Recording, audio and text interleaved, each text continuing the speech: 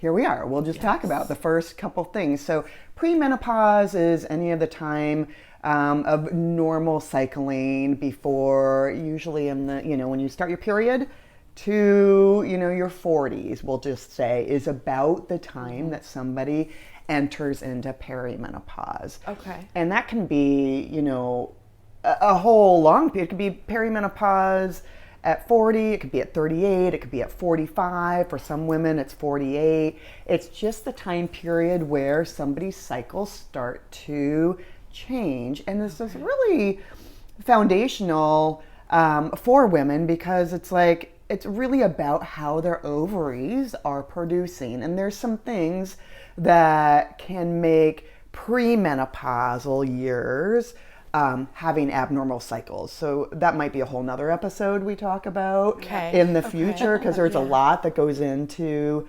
that. But to talk about what the definitions are. So when somebody's in their premenopausal years, their cycles tend to be, if it was truly 100% normal, it would be a 28-day cycle where they would have their follicular phase day 1 through 14. And that's as estrogen starts to build.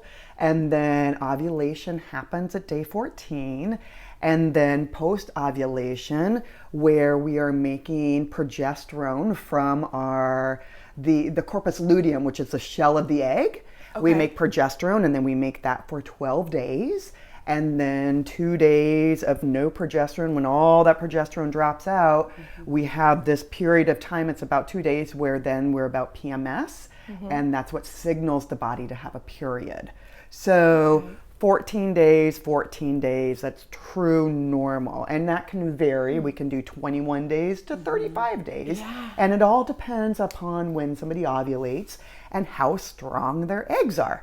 And that's what then we see as we get closer, when we're in the perimenopausal years, that those eggs, they aren't as strong, right? And so the shells aren't as strong. And so when we ovulate, that second half of the cycle can vary, because it may make progesterone for 10 days or 8 days or, so that's where we start to see those changes. And then some months we may not ovulate. That side may be done with eggs.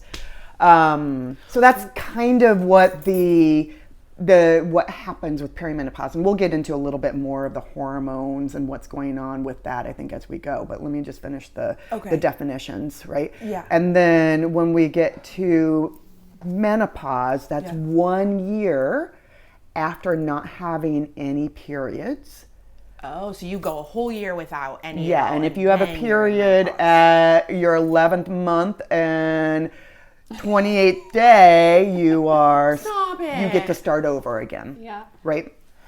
But if you go beyond that and then have a period, then there's some things we have to check out, because that's not healthy, right? Or that could be a problem. So that's menopause. And then postmenopause is just the period of time after that. So somebody's, hormones are much lower and things are changing for them. Does that help? Yes.